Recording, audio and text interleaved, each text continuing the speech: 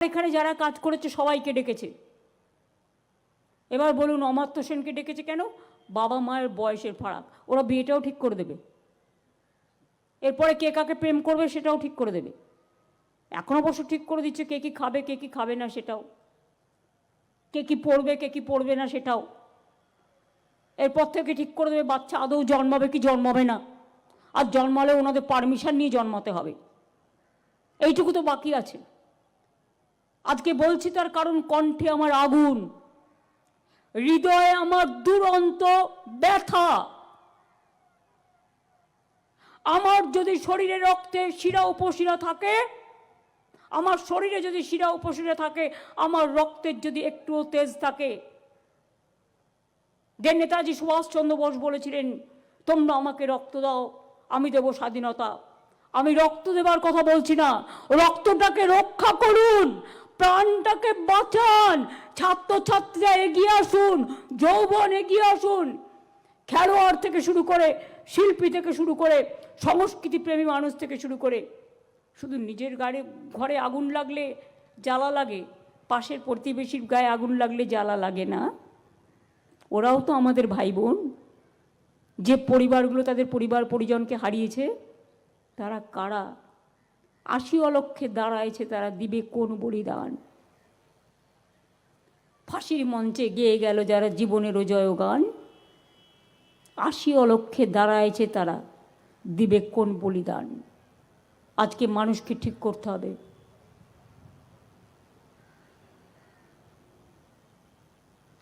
আমি কিন্তু রাজনৈতিকভাবে কথাগুলো বলছি না। একটা মানুষের জীবনের দাম অনেক বেশি। একটা মানুষের প্রাণ কাঁদলে আমার প্রাণ কাঁদে। আমি মনে করি সে যত দূরেই থাক সে আমার আত্মার আত্মীয়। তাই মনে রাখবেন, আজকে যে অবিচার চলছে, অন্যায় চলছে, নেতাজি সুভাষচন্দ্র বোস বলেছিলেন আমরা অন্তরের সঙ্গে দেশকে ভালোবাসি না, স্বজাতিকে ভালোবাসি না, তাই আমরা করি গৃহবিবাদ, তাই আমাদের মধ্যে জন্মে মীর জাফর ও উমিচাঁদ। আজও তারা মরেনি, তাদের বংশ বৃদ্ধি পেয়ে চলেছে।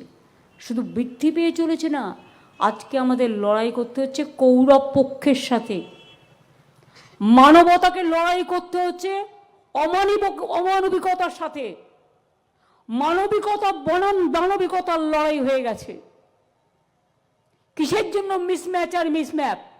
তুমি বাংলা জানো না, বড়াই করছো, বাংলা ভাষাকে অসম্মান করে মিসম্যাচ আর মিসম্যাপ করে মানুষকে যন্ত্রণায় ফেলছো। এই যন্ত্রণা আগামী দিন তোমাদেরও ভুগতে হবে, জেনে রেখো। অন্যায় কখনো কাউকে ক্ষমা করে না, অন্যায়কে ক্ষমা করতে নেই। আজকে ভাবছো ক্ষমতায় আছো, কাল ক্ষমতায় থাকবে না, সেদিন জেনে রেখো মানুষ কিন্তু পেছু ছাড়বে না। যেখানে পালাও পালাও, মানুষ কিন্তু বলবে পালাবার পথ নাই, জো মাছে পিছে।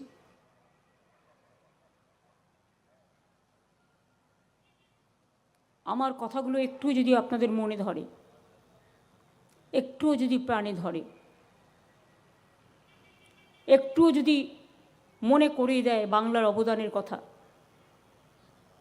আমার যে মানুষগুলো মারা গেছে অতি কষ্টে, দানবিকতার হাতে তাদের মৃত্যু হয়েছে দানবিকভাবে,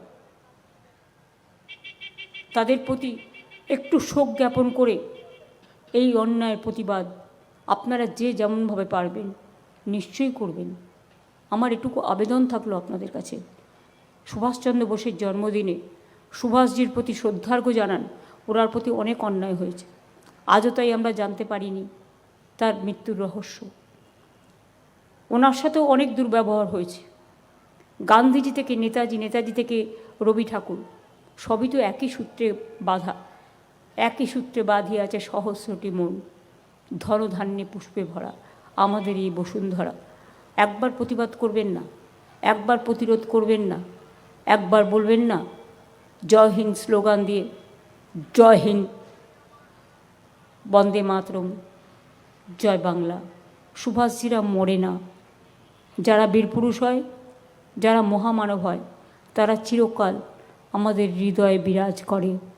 তারা চিরকালীন, তারা সার্বজনীন, তারা বিশ্বজনীন, তারা আন্তর্জাতিক খ্যাতিসম্পন্ন। আমাদের হৃদয়ে প্রতিদিন, আজকের একটা দিন নয়, সকাল থেকে সন্ধ্যা আমরা তাদের স্মরণ করি, কারণ তাদের চলার পথই আমাদের চলার পথ। তাদের দিক নির্দেশের কথা বলেই বলছি, আর একবার উঠুক স্লোগান, চলো দিল্লি চলো, এবং এই দানবতাকে সরিয়ে দিয়ে মানবিকতাকে প্রতিষ্ঠা করো। আজকে সেখানে যারা কাজ করেছে সবাইকে ডেকেছে। এবার বলুন অমর্ত্য সেনকে ডেকেছে কেন? বাবা মায়ের বয়সের ফারাক, ওরা বিয়েটাও ঠিক করে দেবে, এরপরে কে কাকে প্রেম করবে সেটাও ঠিক করে দেবে। এখন অবশ্য ঠিক করে দিচ্ছে কে কি খাবে কে কি খাবে না সেটাও, কে কি পড়বে কে কি পড়বে না সেটাও। এরপর থেকে ঠিক করে দেবে বাচ্চা আদৌ জন্মাবে কি জন্মাবে না, আর জন্মালে ওনাদের পারমিশন নিয়ে জন্মাতে হবে। এইটুকু তো বাকি আছে। আজকে বলছি তার কারণ কণ্ঠে আমার আগুন, হৃদয়ে আমার দুরন্ত ব্যথা। আমার যদি শরীরে রক্তে শিরা উপশিরা থাকে, আমার শরীরে যদি শিরা উপশিরা থাকে, আমার রক্তের যদি একটুও তেজ থাকে, যে নেতাজি সুভাষচন্দ্র বোস বলেছিলেন তোমরা আমাকে রক্ত দাও আমি দেব স্বাধীনতা, আমি রক্ত দেবার কথা বলছি না, রক্তটাকে রক্ষা করুন, প্রাণটাকে বাঁচান। ছাত্রছাত্রীরা এগিয়ে আসুন, যৌবন এগিয়ে আসুন, খেলোয়াড় থেকে শুরু করে শিল্পী থেকে শুরু করে সংস্কৃতিপ্রেমী মানুষ থেকে শুরু করে। শুধু নিজের ঘরে আগুন লাগলে জ্বালা লাগে, পাশের প্রতিবেশীর গায়ে আগুন লাগলে জ্বালা লাগে না? ওরাও তো আমাদের ভাই বোন। যে পরিবারগুলো তাদের পরিবার পরিজনকে হারিয়েছে, তারা কারা? ৮০ অলক্ষে দাঁড়াইছে, তারা দিবে কোন বলিদান? ফাঁসির মঞ্চে গেয়ে গেল যারা জীবনেরও জয়গান, ৮০ অলক্ষে দাঁড়াইছে, তারা দিবে কোন বলিদান? আজকে মানুষকে ঠিক করতে হবে।